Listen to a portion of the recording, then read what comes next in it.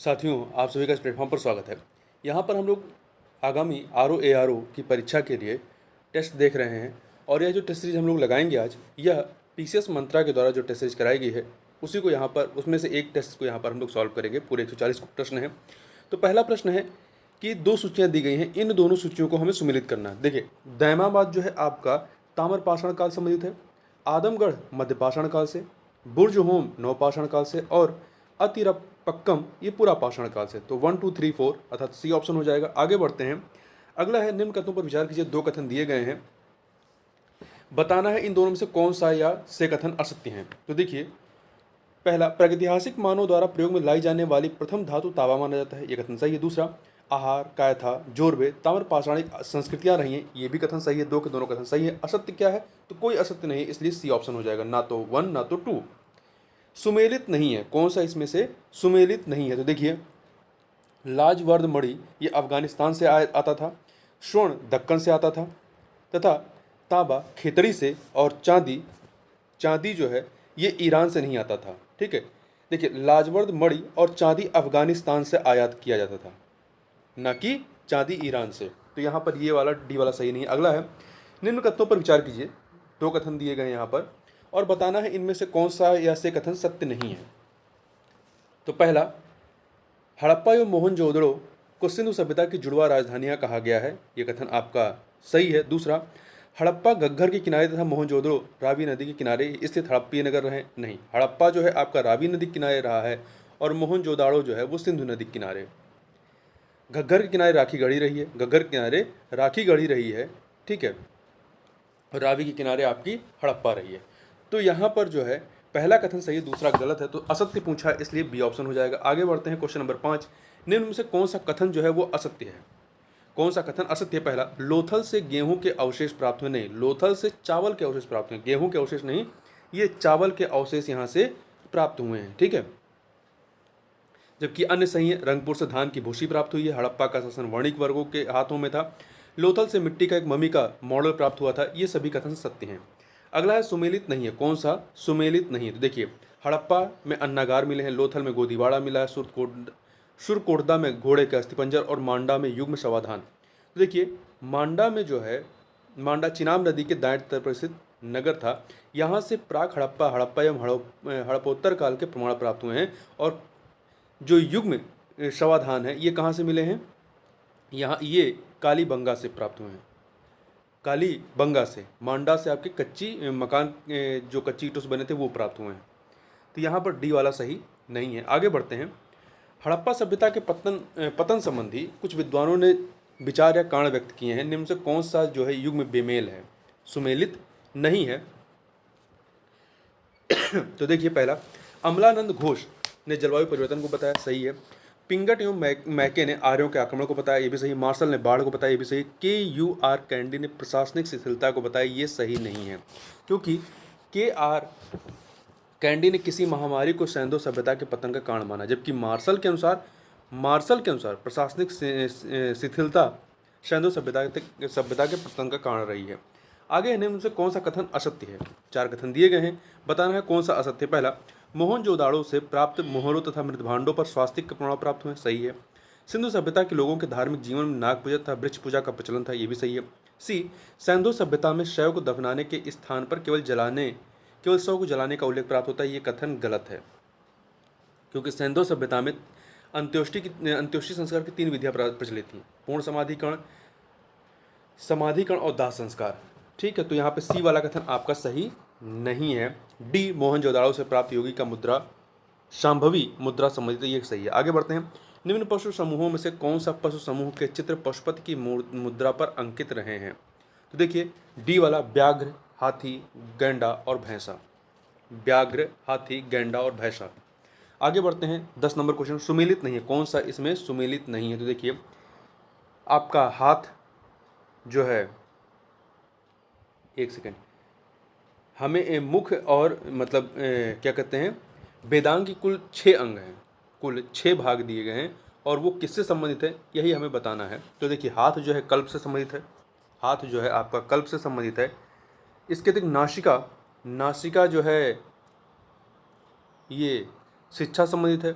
मुख व्याकरण संबंधित है, नाक जो है शिक्षा संबंधित है, पाद जो है ये ज्योतिष संबंधित नहीं है, जो आपका आँख है या नेत्र है ये ज्योतिष से संबंधित है, जबकि पाद जो है ये छंद से संबंधित है। तो डी वाला सम्मिलित नहीं है। धनुर्वेद किस वेद का उपवेद है? धनुर्वेद किस वेद का उपवेद है? तो ये जो है अथर्ववेद का उपवेद है। यजुर्वेद का देखिए, नहीं ये गड़बड़ देखिए यहाँ पे डी नहीं है, सी है। ठीक है, धनुर्वेद यजुर्वेद का उपवेद है। यजुर्वेद का उपवेद आपका धनुर्वेद है। अथर्ववेद का क्या है? शिल्पवेद है। सामवेद का क्या है? गंधर्ववेद है। और ऋग्वेद का आयुर्वेद है। तो ध्यान रखिएगा, धनुर्वेद यजुर्वेद का है। अगला है, निम्न से कौन सी कथा या सिद्धांत का वर्णन का संबंध यजुर्वेद से नहीं है? तो पहला, उद्दालक आरुणि एवं उनके पुत्र श्वेत केतुकी के बीच का संवाद। तो ये जो है आपका यजुर्वेद संबंधित नहीं है, ये सामवेद के छांदोग्य उपनिषद में वर्णित है। तो ए वाला आपको सम्मिलित नहीं, जबकि अन्य जल प्लावन कथा का वर्णन, पूर्वा उर्वशी व्याख्यान, पुनर्जन्म का सिद्धांत, ये सभी आपके यजुर्वेद में दिए गए। अगला है, बुद्ध की मृत्यु के बाद शरीर धातु के 8 दावेदारों के नाम मिलते हैं, निम्न से कौन सा इन 8 में से नहीं था? तो देखिए, इनमें से कपिलवस्तु के शाक्य, पावा के मल्ल, रामगांव के कोलिये ये शामिल थे, परंतु आपके वल्ल के इक्ष्वाकु ये इसमें शामिल नहीं थे। जो 8 थे उनके नाम एक बार ध्यान रखिएगा। मगध नरेश अजातशत्रु, वैशाली के लिच्छवी, कपिलवस्तु के शाक्य, अलकप्प के बुली, बेठ द्वीप के ब्राह्मण, पावा के मल्ल, रामगांव के कोलिये, पिपलियन के मौर्य। आगे बात करते हैं, बौद्ध धर्म के पतन संबंधी निम्न कथनों पर विचार करना और असत्य कथन का चयन करना है। तो यहाँ पर जो 4 कथन दिए गए हैं, बताना है इनमें से जो असत्य है वो कौन सा है।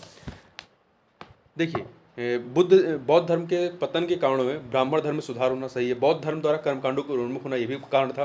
तत्कालीन व्यापारी वर्ग द्वारा प्रदत्त दान, ये तो उसको बढ़ाने के संस में थे ना कि उसके पतन का प्रमुख कारण था। तो सी वाला सही नहीं है। संस्कृत भाषा के प्रति बढ़ता प्रभाव, ये भी इसका कारण था। आगे चलते हैं, क्योंकि संस्कृत भाषा में लिखे जाने के कारण ये जो है, चूँकि संस्कृत जन भाषा नहीं थी, इस वजह से लोगों से दूर चली गई। अगला है, सुमेलित नहीं है तीर्थंकर और उसके प्रतीक में। मल्लीनाथ का प्रतीक कलश है, पार्श्वनाथ का सर्पफण है, महावीर का सिंह है, ऋषभ देव का शंख नहीं है।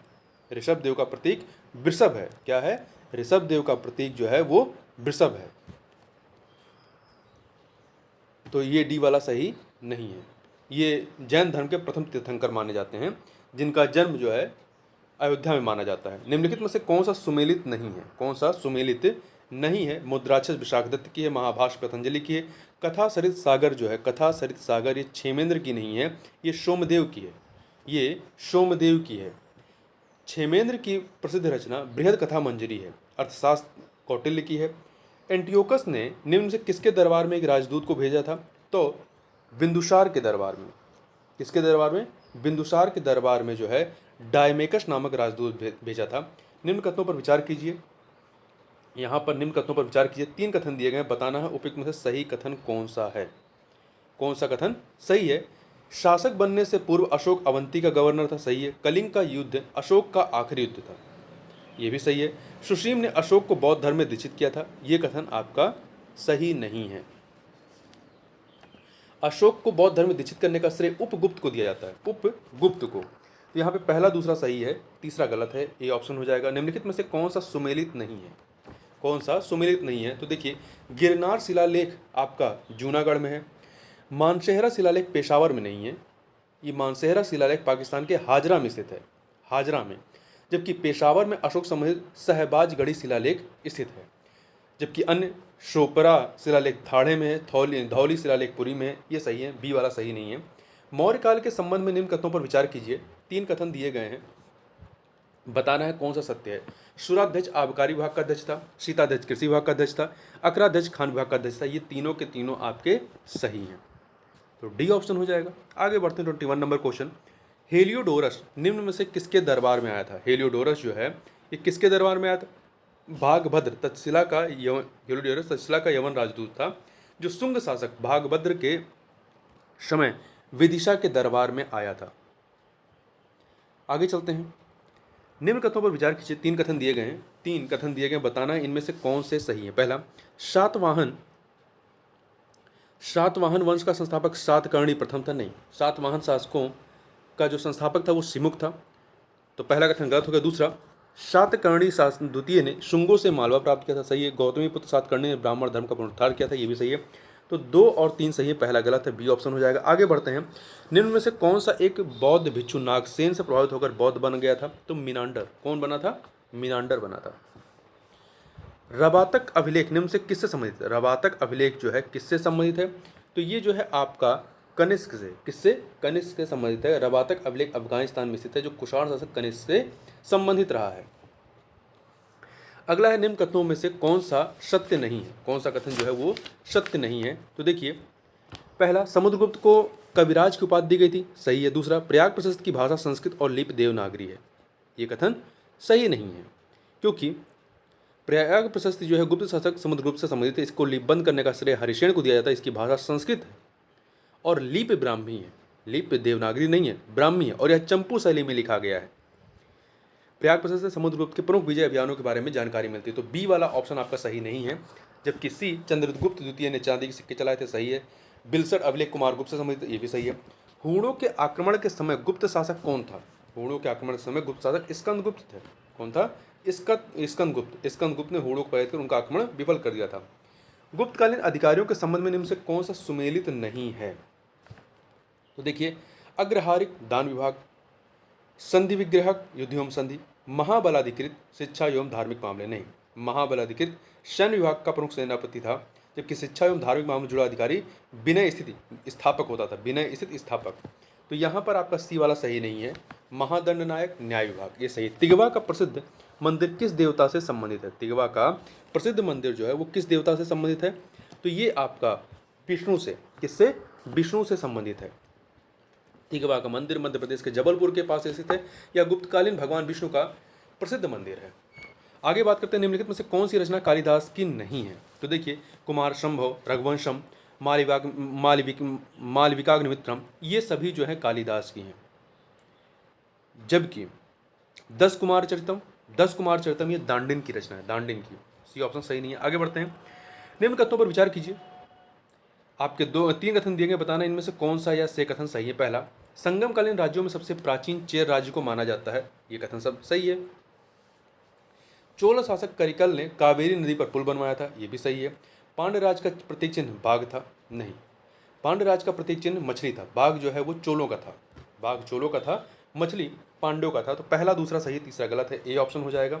आगे बढ़ते हैं। बहमनी साम्राज्य का संस्थापक अलाउद्दीन हसन बहमन शाह का वास्तविक नाम क्या था? तो इसका वास्तविक नाम जो था वो क्या था? जफर खान था। जफर खान था, डी ऑप्शन। दक्कन का नीरो किस शासक को कहा जाता है? दक्कन का नीरो जो है हुमायूं को। अलाउद्दीन अहमद द्वितीय की मृत्यु के बाद उसका पुत्र हुमायूं जो है बहमनी का शासक बनता है। उसे अपने गैर जिम्मेदाराना व्यवहार कारण दक्कन का नीरो कहा जाता है। स्वभाव से अत्यधिक निष्ठुर होने के कारण उसे जालिम की उपाधि दी गई थी और उसने महमूद गवा को अपना प्रधानमंत्री नियुक्त किया था। हरिहर एवं बुक्का को विजयनगर साम्राज्य स्थापित करने में किसका सहयोग प्राप्त हुआ था? किसका सहयोग प्राप्त हुआ था? तो देखिए, विद्यारण और सायण का, अर्थात 1 और 2, सी ऑप्शन हो जाएगा। आगे बढ़ते हैं। अगला है 34 नंबर क्वेश्चन। पुर्तगाल यात्री नूनीज ने किसके शासनकाल में भारत आया था? पुर्तगाल यात्री नूनीज किसके शासनकाल में ये भारत आता है? तो अच्युत राय के शासनकाल में। तो देखिए, आपका नूनीज अच्युत राय के समय में आता है। कृष्णदेव राय के समय में कौन आता है? डोमिगो पायस एवं दुआर्ड बारबोसा आते हैं। और देवराय द्वितीय के समय में ईरानी राजदूत अब्दुल रज्जाक आता है। और देवराय प्रथम के समय में जो है निकोलो कुंटी आता है। प्रसिद्ध शासक कृष्णदेव राय विजयनगर साम्राज्य के किस वंश का शासक था? तो ये आरवीडू वंश का शासक था। किसका था? नहीं, एक सेकंड, आरवीडू का नहीं, तुलुप वंश का शासक था, ठीक है। ये जो है विजयनगर साम्राज्य के तुलुप वंश का महान शासक था। आगे बढ़ते हैं, निम्नलिखित में से कौन से कार्य मोहम्मद बिन तुगलक द्वारा नहीं किया गया था? मोहम्मद बिन तुगलक के द्वारा, तो देखिए दुआब में कर वृद्धि, खुरासान पर आक्रमण, इसके द्वारा किया गया कार्य था। परंतु कृषकों को प्रदत्त तकावी या कृषि ऋण को माफ करने का कार्य जो है फिरोज तुगलक ने किया था। फिरोज तुगलक जो इसके बाद शासक बनता उसने किया था। तो सी वाला सही नहीं है। सांकेतिक मुद्राओं का प्रचलन भी मोहम्मद बिन तुगलक ने किया था। आगे बढ़ते हैं, सल्तनत काल में आरिजे मुमालिक, सल्तनत काल में आरिजे मुमालिक नामक अधिकारी कौन से विभाग का प्रधान होता था? तो ये सैन्य विभाग का, आरिजे मुमालिक सैन्य विभाग का प्रधान होता था। रसालत ए मुमालिक विदेश विभाग का, काजी उल कुजात न्याय विभाग का, और दीवाने रियासत बाजार नियंत्रण विभाग का। आगे बढ़ते हैं, इल्तुतमिश के संबंध में क्या सत्य है, क्या सत्य है ये बताना है। तो देखिए यहाँ पर दो कथन दिए गए हैं, बताने में से कौन सा सत्य है। इल्तुतमिश द्वारा अपने वफादार गुलाम अमीरों की एक टुकड़ी तुर्काने चहलगानी की नियुक्ति की गई, ये कथन आपका सही है। दूसरा, इल्तुतमिश ने इक्ता शासन व्यवस्था को प्रारंभ किया, ये भी सही है। दो के दोनों कथन यहाँ पर सही है, सी ऑप्शन हो जाएगा। निम्नलिखित में से कौन सा सुमेलित नहीं है? शासक और उनकी राजधानी या किला, कुतुबुद्दीन ऐबक के लाहौर, इल्तुतमिश के मुल्तान, सिकंदर लोदी का, एक सेकेंड, सिकंदर लोदी, यहाँ देखिए कुतुबुद्दीन ऐबक ने राजधानी लाहौर रखी थी, इल्तुतमिश ने कहाँ पे, दिल्ली बनाई थी। तो यहाँ पे बी वाला सुमेलित नहीं है। सिकंदर लोदी आगरा, अलाउद्दीन खिलजी सीरी। आगे बढ़ते निम्नलिखित को सुमेलित कीजिए। शासक और व्यवस्था, उनके द्वारा प्रारंभ की गई व्यवस्था। तो यहाँ पे एक सेकेंड, हाँ, अलाउद्दीन खिलजी ने कौन सी व्यवस्था चालू की? अलाउद्दीन खिलजी ने दीवाने रियासत अर्थात दो से मिलाइए, दीवाने रियासत आर्थिक मामलों की देखभाल। मोहम्मद बिन तुगलक दीवाने अमीर को ही तीन से मिला दीजिए। फिरोज तुगलक ने दीवाने खैरात रोजगार दफ्तर, तो इसको चार से मिला दीजिए। बलबन ने दीवाने अर्ज सैन्य विभाग, वन से मिला दीजिए। तो क्या हो जाएगा? 2341 अर्थात डी ऑप्शन। निम्नलिखित में से कौन सा कथन जो है वो असत्य है? देखिए पहला, कुतुबुद्दीन ऐबक ने कुतुब मीनार के निर्माण की नींव रखी जिसे इल्तुतमिश ने पूर्ण कराया, सही है। बलबन ने अपने शासनकाल में रक्त और लौह की नीति को अपनाया, ये भी सही है। सिकंदर लोदी द्वारा सिकंदर द्वितीय सानी की उपाधि ग्रहण की गई थी, ये कथन गलत है, क्योंकि यह उपाधि जो है सिकंदर द्वितीय सानी की उपाधि अलाउद्दीन खिलजी द्वारा ग्रहण की गई थी, अलाउद्दीन खिलजी के द्वारा। तो सी सही नहीं है। सैयद वंश के संस्थापक खिजर खां ने सुल्तान की उपाधि धारण नहीं की थी, ये सही है। निम्नलिखित में कौन सा सुमेलित नहीं है? शासक और लेखक, मतलब कौन सा शासक कौन सा लेखक संबंधित है, तो कौन सा सुमेलित नहीं है ये बताना। देखिए मोहम्मद बिन तुगलक से इबन बतूता संबंधित है, मुबारक शाह से याहिया बिन अहमद संबंधित है, अलाउद्दीन खिलजी से अमीर खुसरो संबंधित रहा है, जबकि इब्राहिम लोदी से जियाउद्दीन बर्नी संबंधित नहीं रहा है। जियाउद्दीन बर्नी मोहम्मद बिन तुगलक और फिरोज शाह तुगलक के शासनकाल का एक प्रमुख लेखक था, जिसने फारसी में तारीख फिरोज शाही लिखी थी। तो यहाँ पर आपका डी वाला सही नहीं है। अद्दा एवं बिख नामक सिक्के सिक्के सल्तनत काल के किस शासक द्वारा चलाए गए थे? तो इसको जो है फिरोज तुगलक के द्वारा, किसके द्वारा? फिरोज तुगलक के द्वारा चलाए गए थे। मोहम्मद बिन तुगलक द्वारा सोने का सिक्का दीनार चलाया गया था। क्वेश्चन नंबर 44 देखते हैं, दिल्ली सल्तनत के शासनकाल में सर्वाधिक लंबा शासन किस वंश का रहा है? तो सर्वाधिक लंबा जो है तुगलक वंश का रहा है। किसका रहा है? तुगलक वंश का रहा है। निम्नलिखित में से कौन सा या से जो है वो सत्य नहीं है? दो कथन दिए गए हैं, बताना इनमें से कौन सा सत्य है या सत्य नहीं है। पहला, उस्र गैर मुस्लिमों से लिया जाने वाला भूमि कर था, खराज मुस्लिमों से लिया जाने वाला भूमि कर था। दो के दोनों कथन यहाँ पर सही है, तो यहाँ पर सी ऑप्शन हो जाएगा। आगे बढ़ते हैं, निम्नलिखित में से कौन सा कथन जो है वो असत्य है? कौन सा कथन जो है वो असत्य है? फिरोज तुगलक ने दारुल सफ़ा औषधालय एवं लोक निर्माण विभाग की स्थापना की, सही है। दूसरा, मोहम्मद बिन तुगलक ने अकालग्रस्त लोगों के लिए अकाल संहिता तैयार करवाई, ये भी सही है। मोहम्मद शाह तुगलक के शासनकाल में तैमूर का भारत पर आक्रमण हुआ, ये कथन सही नहीं है। मध्य एशिया के मंगोल शासक तैमूर लंग का भारत पर आक्रमण तुगलक वंश के अंतिम शासक नासरुद्दीन महमूद के शासनकाल में हुआ था, 1398 ईस्वी में उसने किया था। तो सी वाला सही नहीं है। जबकि डी, सिंचाई नहर निर्माण करने वाला दिल्ली सल्तनत का प्रथम शासक गयासुद्दीन तुगलक था। आगे बढ़ते हैं, निम्नलिखित में से कौन सी इमारत का निर्माण कुतुबुद्दीन ऐबक द्वारा नहीं करवाया गया था? 2.5 दिन का झोपड़ा कुवत उल इस्लाम मस्जिद कुतुब मीनार, इसका निर्माण करवाया गया था, परंतु जहाँ पनाह नगर का निर्माण इसके द्वारा नहीं कराया गया था। ठीक है, इसका निर्माण जो है जहाँ पनाह नगर का मोहम्मद बिन तुगलक ने करवाया था। संस्कृत भाषा में जामवंती कल्याण की रचना किस शासक के द्वारा की गई थी? इसकी रचना कृष्णदेव राय के द्वारा की गई थी। कृष्णदेव राय। ढलवा दीवारों बट्टार सलामी पद्धति का ढलवा दीवारों बट्टार सलामी या सलामी पद्धति का निर्माण में प्रयोग सल्तनत काल में किस वंश के द्वारा किया गया? तो इसको तुगलक वंश के द्वारा इसका प्रयोग किया गया। अगला है 1799 ईस्वी में किंग जॉर्ज को बादशाहनामा किसने भेंट किया था? तो ये बादशाहनामा जो है,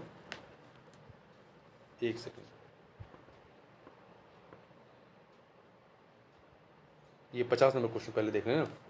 भारत का सीदी किसे कहा जाता है? तो भारत का सीदी हसन ए दहलवी को, किसको? हसन ए दहलवी को कहा जाता है। अब चलते हैं आगे 51 नंबर क्वेश्चन। 1799 ईस्वी में किंग जॉर्ज को बादशाहनामा किसने भेंट किया था? तो ये बादशाहनामा अवध के नवाब ने भेंट की थी। आगे बात करते हैं फर्रे इजदी का विचार जो मुगल राजतंत्र का आधार था, इनमें से किस सूफी संत द्वारा सबसे पहले विकसित किया गया था? तो सबसे पहले शिहाबुद्दीन सुहरावर्दी के द्वारा विकसित किया गया था। उत्तरकालीन मुगल काल के सैयद बंधुओं के बारे में निम्नलिखित में से कौन सा कथन सत्य नहीं है? तो 4 कथन है। पहले, वे जहादर शाह को सत्ता में लाए थे। नहीं, सैयद बंधु जो है इतिहास में किंग मेकर के नाम से प्रसिद्ध रहे हैं।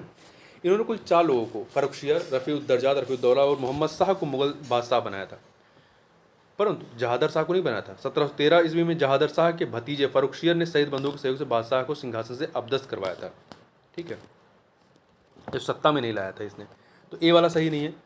इसके अतिरिक्त सैयद बंधु ने उन्होंने प्रशासन शक्ति को नियंत्रित किया, उन्होंने सहिष्णुता की धार्मिक नीति अपनाई, उन्होंने राजा शाहू के साथ एक समझौता किया। ये सभी कथन सही हैं। आगे चलते हैं। निम्नलिखित में से अपने किस विजय के उपलक्ष्य में अकबर ने फतहनामा जारी किया था? तो चित्तौड़ विजय के उपलक्ष्य में 1567 ईस्वी में ये विजय की थी, और उस समय चित्तौड़ के राजा उदय सिंह थे।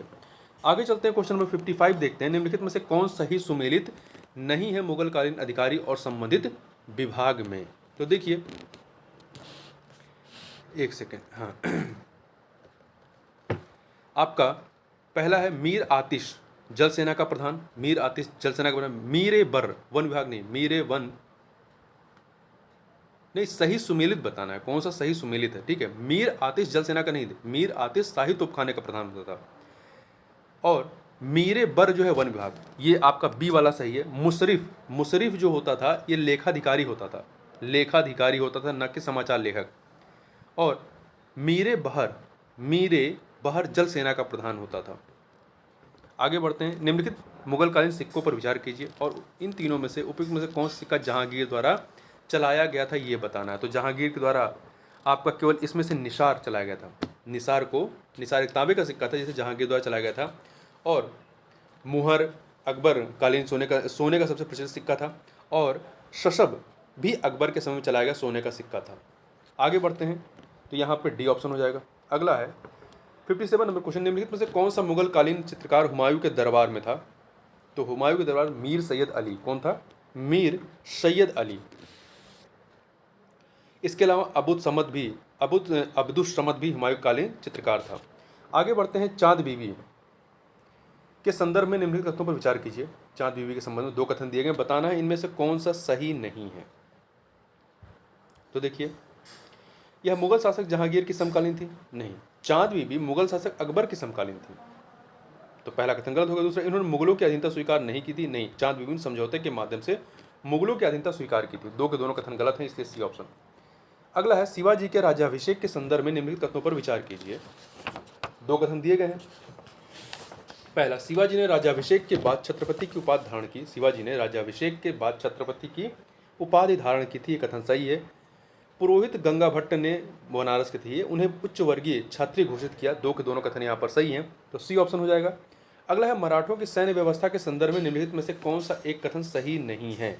कौन सा सही नहीं? पहला, मराठा सेना का गठन मुगल व्यवस्था पर आधारित था, ये सही है। मराठा सैन्य विनिमय दक्षिण के मुस्लिम राज्यों के अधिनियमों पर आधारित था, ये भी सही है। शिवाजी सामंतशाही सेना पर निर्भर रहते थे, नहीं, शिवाजी सामंतशाही सेना पर निर्भर नहीं थे तथा सेना को सीधे वेतन देते थे, तो यहाँ पर सी वाला ऑप्शन सही नहीं है। जो पेशवा थे, बाद में पेशवा सामंतशाही पद्धति पसंद करते थे,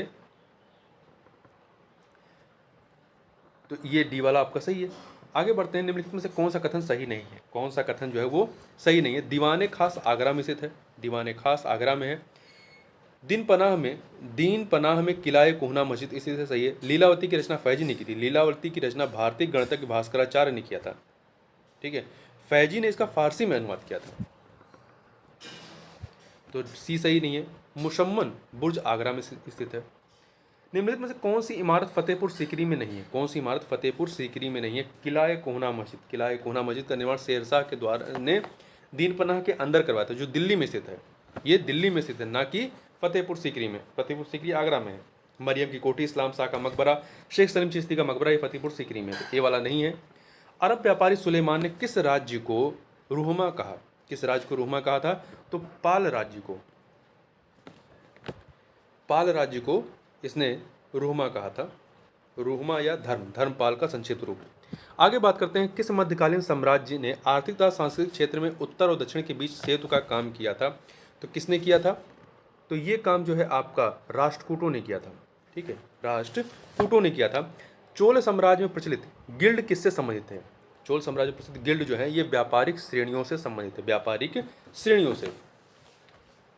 अगला है क्वेश्चन नंबर 66, इस राजवंश का संस्थापक दंती दुर्ग था। इस वंश के राजा कृष्ण प्रथम ने एलोरा के कैलाश मंदिर का निर्माण करवाया। इसी वंश के शासकों ने एलिफेंटा की गुफा मंदिर का निर्माण करवाया। उपयुक्त चर्चा का संबंध किस राजवंश से है, तो इसका संबंध जो है राष्ट्रकूट शासकों से है, सी ऑप्शन। निम्नलिखित में से किस मुगल बादशाह के शासनकाल में नादिर शाह का भारत पर आक्रमण होता है, तो नादिर शाह का भारत पर आक्रमण जो है वो किसके समय में होता है, मुगल बादशाह मोहम्मद शाह के समय में, मोहम्मद शाह के समय में, ए ऑप्शन हो जाएगा, ठीक है।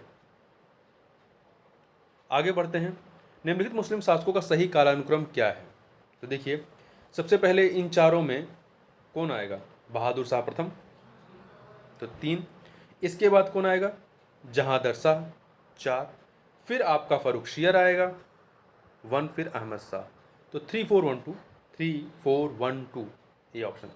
आगे बढ़ते हैं, निम्नलिखित में से कौन सा कथन सत्य नहीं है, कौन सा कथन जो है वो सत्य नहीं है, तो देखिए पहला, अहमद शाह अब्दाली को दुर्र दुरानी की उपाधि दी गई, सही है। फर्रुखशियर ने जयसिंह को सवाई की उपाधि दी, सही है।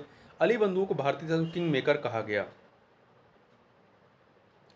अली बंधुओं को नहीं, सैयद बंधुओं को भारतीय इतिहास में किंग मेकर कहा गया, तो सी वाला सही नहीं है, अली बंधु नहीं, सैयद बंधु।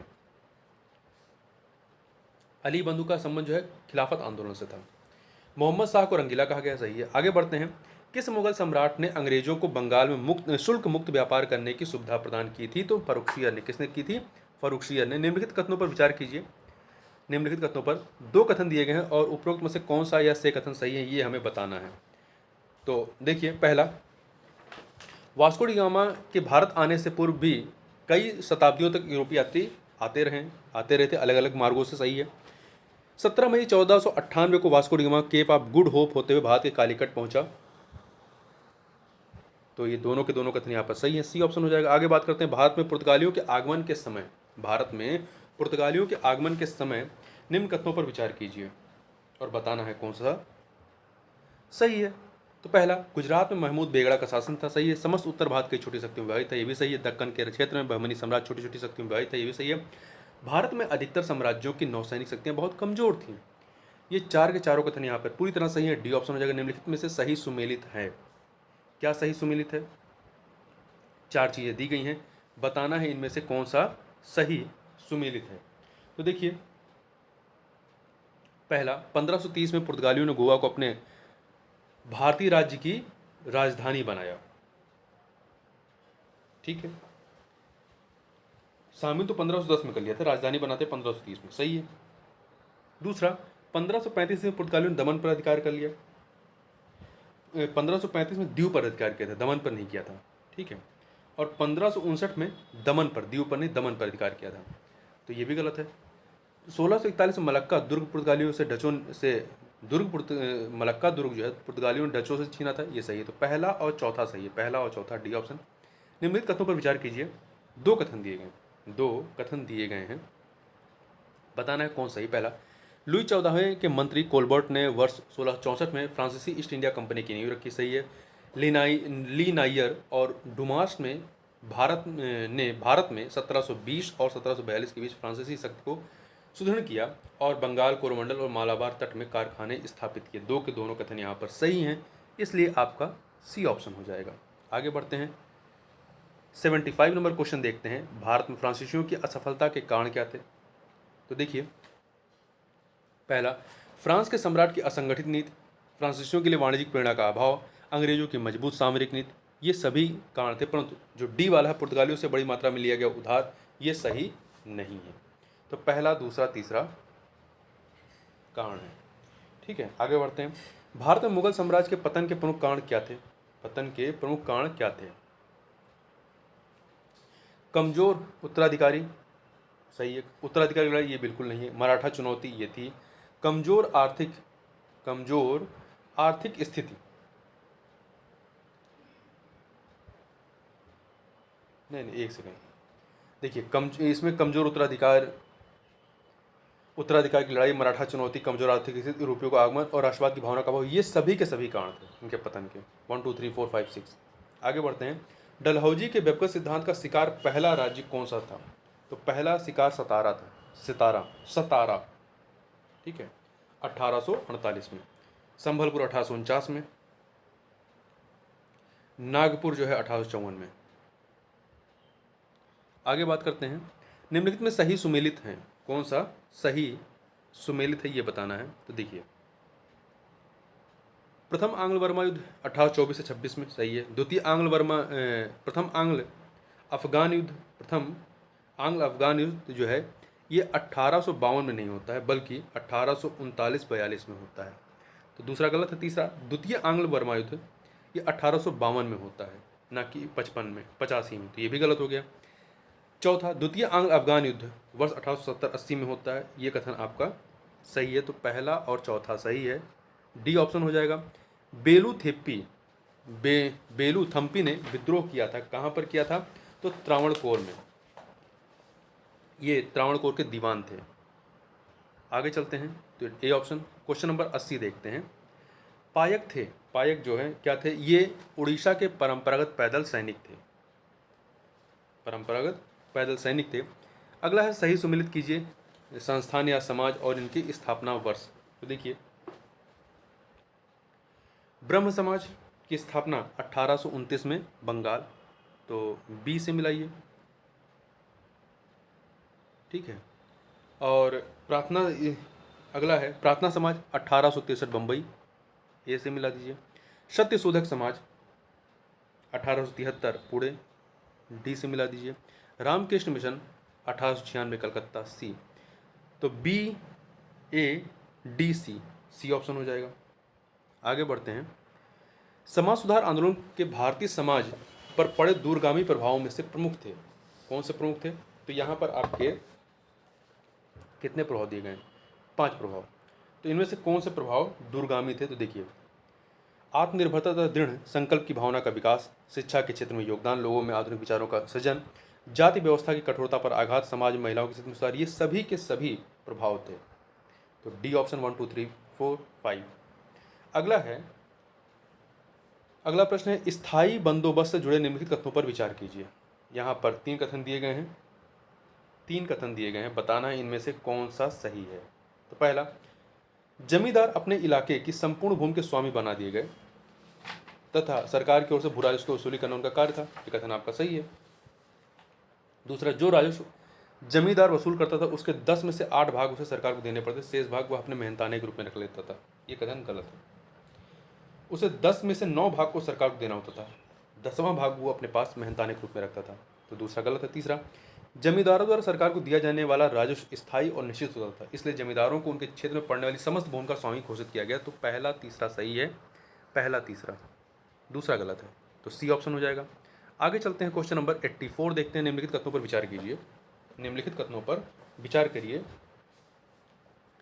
तो कितने कथन? 3 कथन है, बताना है इनमें से कौन सा या से सही है। तो देखिए पहला, महलवारी बंदोबस्त के अनुसार प्रत्येक गांव के लिए अलग बंदोबस्त होता था। जमींदार अथवा वे घराने जो जमींदार होने का दावा करते थे उन्हीं के हाथों सरकार या बंदोबस्त सौंपती थी। सही है। 19वीं सदी के आरंभ में मद्रास तथा बम्बई के कुछ क्षेत्रों में रैयतवारी बंदोबस्त व्यवस्था लागू की गई थी। सही है।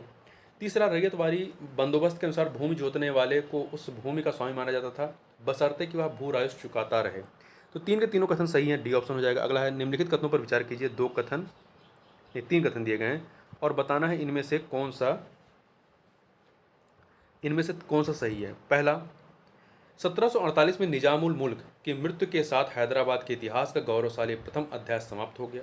सही है। दूसरा, इस राज्य की स्थापना 1724 में निजामुल मुल्क ने उस समय की थी जिस समय दिल्ली दरबार पर सैयद बंधुओं का नियंत्रण था। सही है।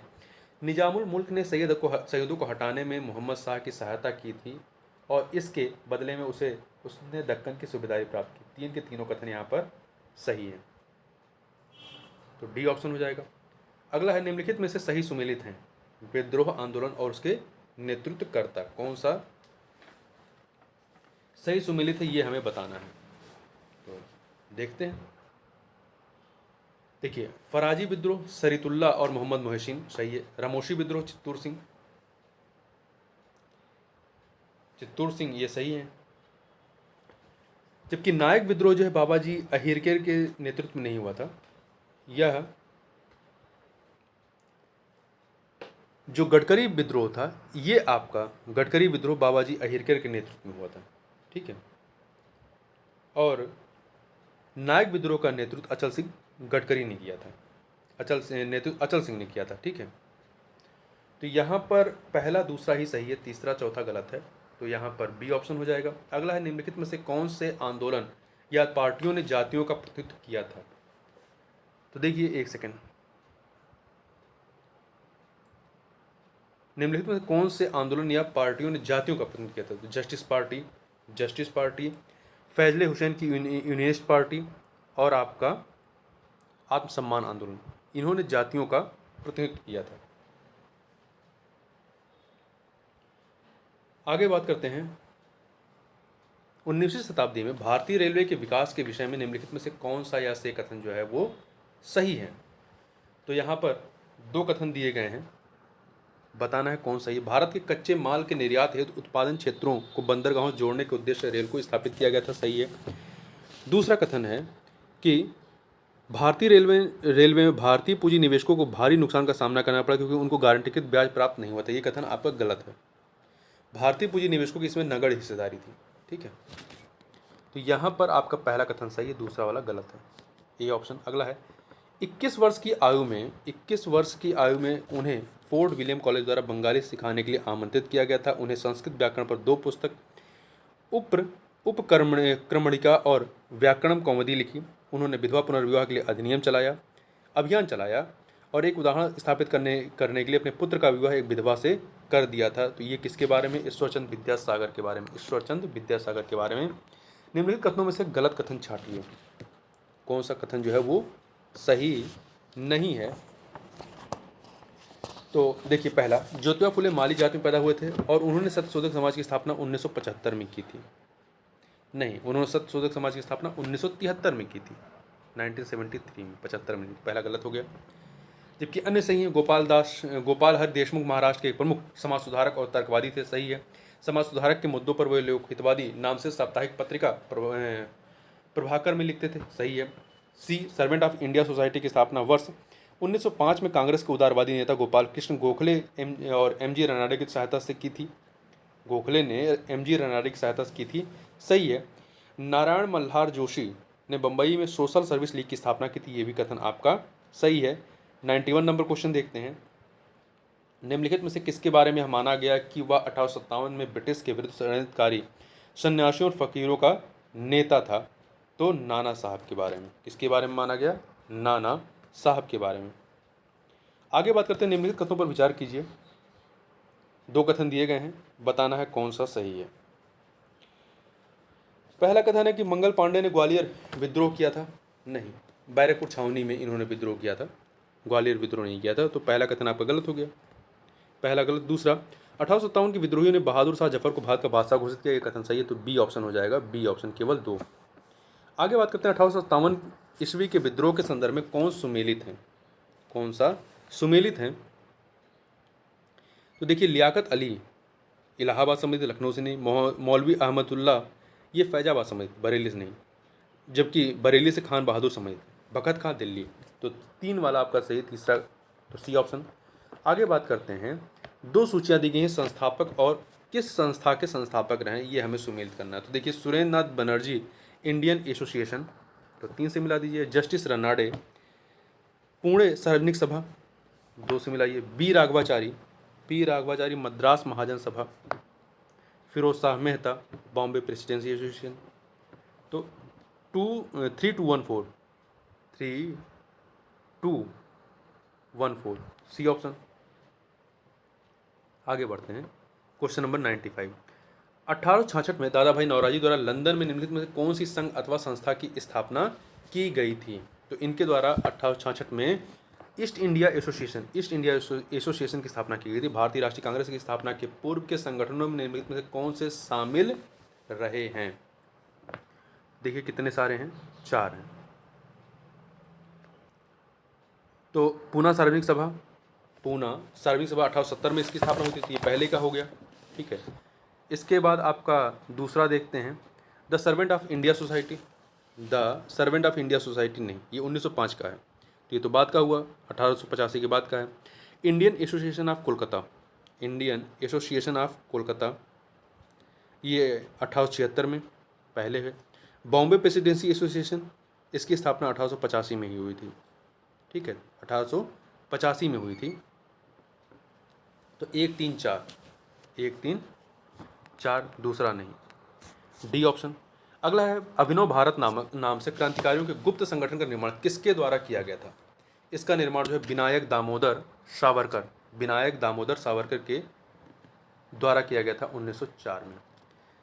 नीचे दिए गए घटनाक्रमों पर विचार कीजिए और उन्हें कालक्रमानुक्रम में व्यवस्थित करना है। तो देखिए बंगाल विभाजन 16 अक्टूबर 1950 को होता है।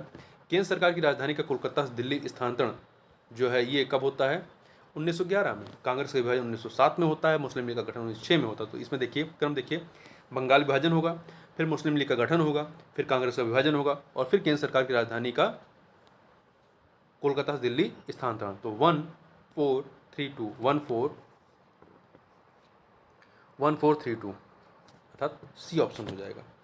अगला है निम्नांकित घटनाओं को सही कालक्रमानुसार में रखना है। तो देखिए खुदीराम बोस को फांसी होती है 1908 में। कब होती है, 1908 में होती है। भारत लोक सेवा मंडल का गठन होता है 1905 में। मुस्लिम लीग का गठन होता है 1906 में। तो क्या हो जाएगा, भारत लोक सेवा मंडल गठन होगा 231 बी ऑप्शन।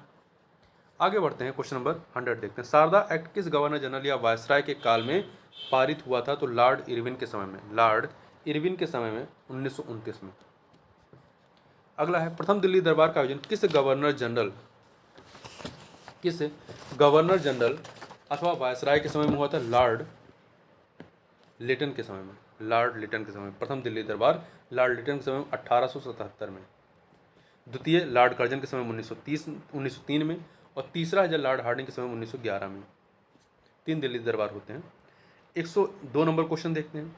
राष्ट्रीय नियोजन समिति के गठन की बात कांग्रेस के किस अधिवेशन में किया गया था। तो हरिपुरा अधिवेशन 1938 में, जिसकी अध्यक्षता सुभाष चंद्र बोस ने की थी। कलकत्ता अधिवेशन 1911 जिसमें पहली बार जनगण मन गाया गया, इसकी अध्यक्षता किसने की थी। तो इसकी अध्यक्षता विशन नारायण धर ने की थी। इंडियन ओपिनियन पत्रिका का संपादन किस भाषा में नहीं किया जाता था। तो इसका संपादन गुजराती, अंग्रेजी, तमिल में होता था, परंतु मराठी में नहीं होता था। 4 भाषाओं में था, गुजराती, हिंदी, अंग्रेजी, तमिल। निम्न में से कौन सही सुमेलित नहीं है। तो देखिए Prarthana Samaj Atmaram Pandurang, theosophical society colonel H.S. Olcott, Veda Samaj के श्री धरालू नायडू सही है। रामकृष्ण मिशन रामकृष्ण परमहंस के द्वारा नहीं, स्वामी विवेकानंद के द्वारा स्थापित किया गया था। तो डी वाला सुमेलित नहीं है। भारतीय राष्ट्रीय कांग्रेस की स्थापना के समय बंगाल गवर्नर जनरल कौन था। Lord Dufferin. निम्न में से कौन सा सही सुमेलित नहीं है।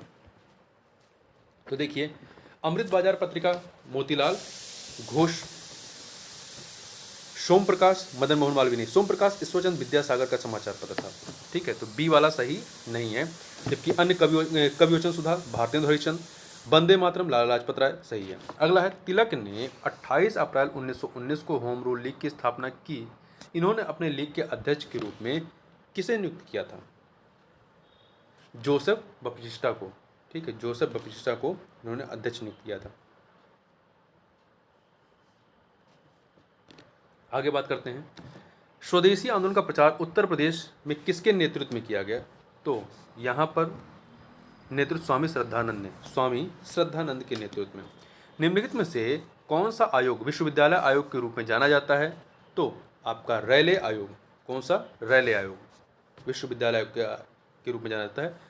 1901 में लॉर्ड कर्जन ने कमेटी गठित की थी, फिर 1904 में भारतीय विश्वविद्यालय अधिनियम पारित होता है 1904 में। जलियांवाला बाग हत्याकांड में हंटर समिति से अपनी पूर्व समिति या बिल जिसने अंग्रेजी अधिकारियों को निर्दोष साबित किया था, वो कौन सी थी? एक सेकंड, वो आपकी थी इंडेमिनिटी बिल थी। ठीक है,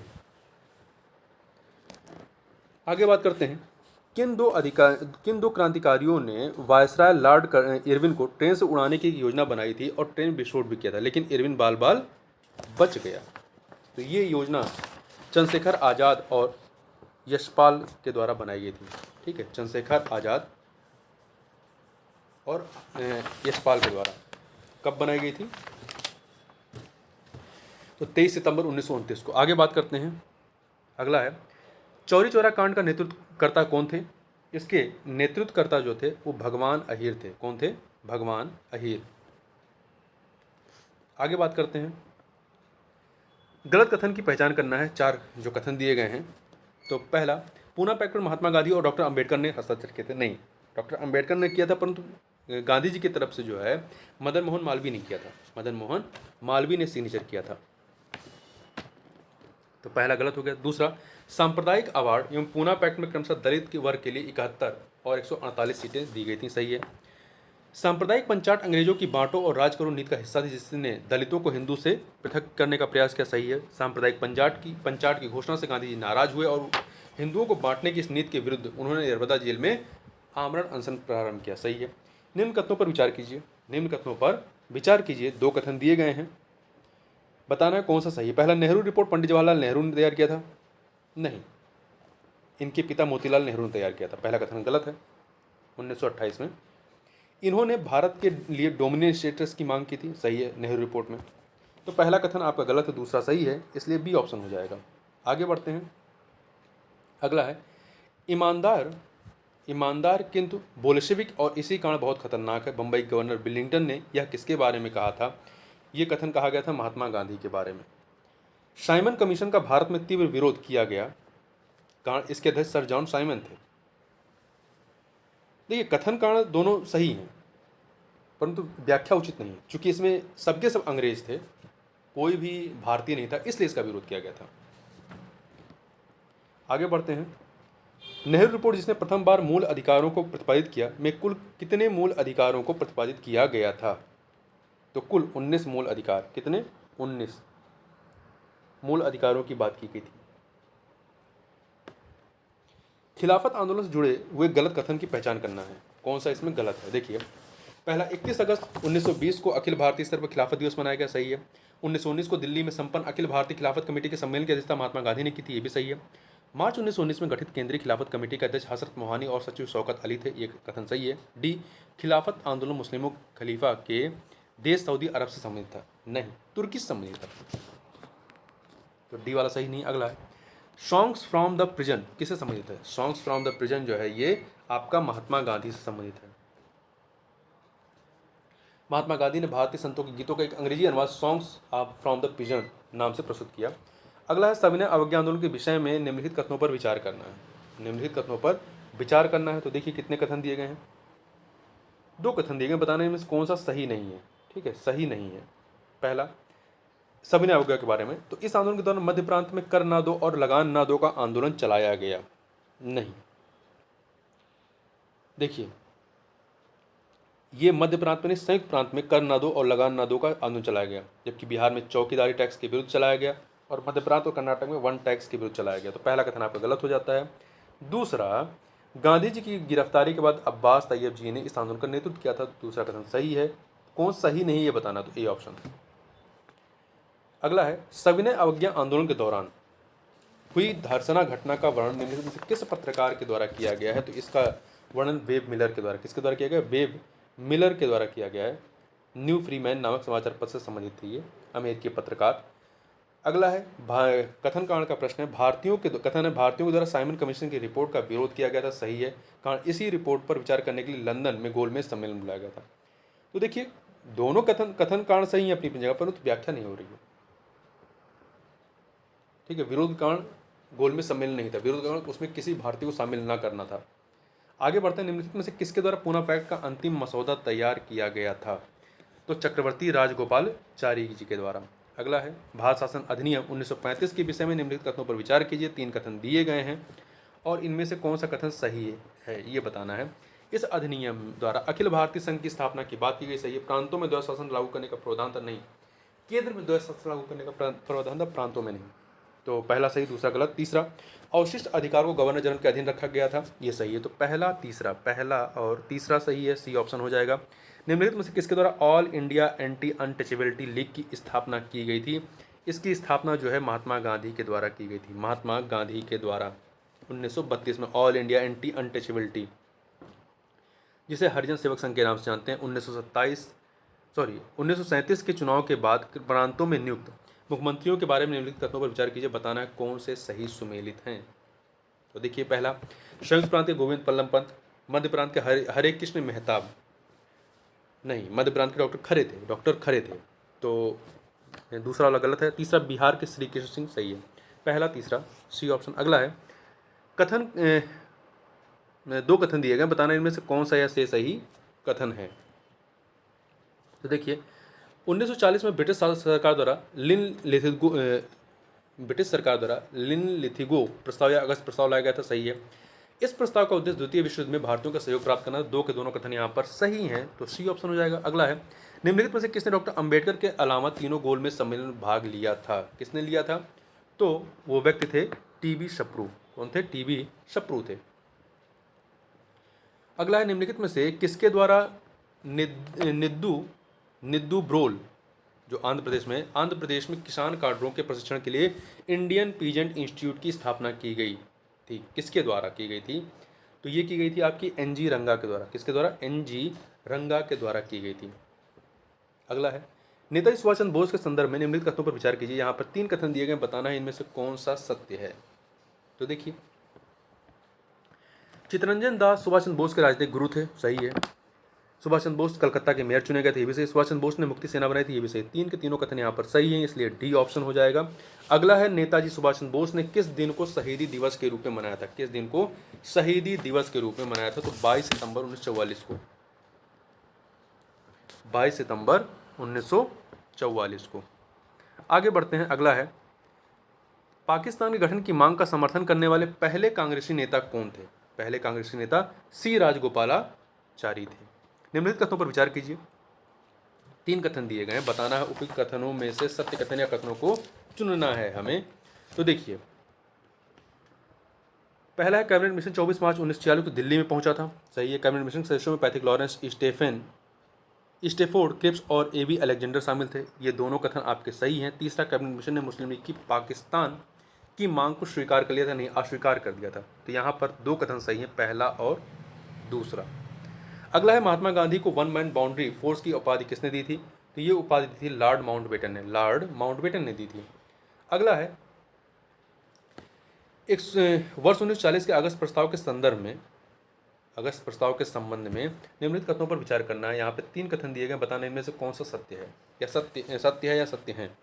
पहला, वायसराय लॉर्ड लिंको ने युद्ध के दौरान कांग्रेस से सहयोग प्राप्त करने के लिए अगस्त प्रस्ताव रखा था। ये कथन आपका सही है। इस प्रस्ताव में कांग्रेस की अंतरिम राष्ट्रीय सरकार गठित करने की मांग को मान लिया गया था, नहीं। अगस्त प्रस्ताव को कांग्रेस ने स्वीकार कर लिया था, जबकि मुस्लिम लीग ने ठुकरा दिया था, नहीं। कांग्रेस ने जो है इसे अस्वीकार कर दिया था। ठीक है, कांग्रेस ने अस्वीकार कर दिया था।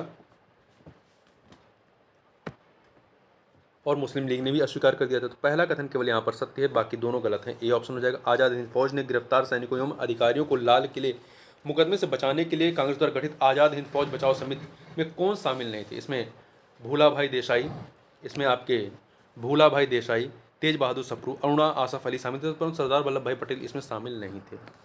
भूलाभाई देसाई इसके नेतृत्व करता थे। 138 नंबर क्वेश्चन देखते हैं। निम्नलिखित का सही कालक्रम क्या है? वर्धा प्रस्ताव 14 जुलाई 1942 का है, 1942 का है। और बेबल योजना 1945 14 जून 1945 की है। शाही नौसेना का विद्रोह जो है 18 फरवरी 1946 का है। और कैबिनेट मिशन जो है ये 24 मार्च 1946, ये भी 46 हो गया। तो 1 2 3 4 1 2 3 4 अर्थात ए ऑप्शन हो जाएगा। अगला है, अंतरिम सरकार में मुस्लिम लीग के शामिल होने के बाद सदस्यों की कुल संख्या कितनी थी? तो कुल संख्या कितनी थी? 14। ठीक है, पहले 12 थी, बाद में 14 हो जाती है। जलियांवाला बाग हत्याकांड की जांच हेतु कांग्रेस द्वारा गठित तहकीकात कमेटी का अध्यक्ष किसे बनाया गया था? तो किसे बनाया गया था? मदन मोहन मालवीय को बनाया गया था।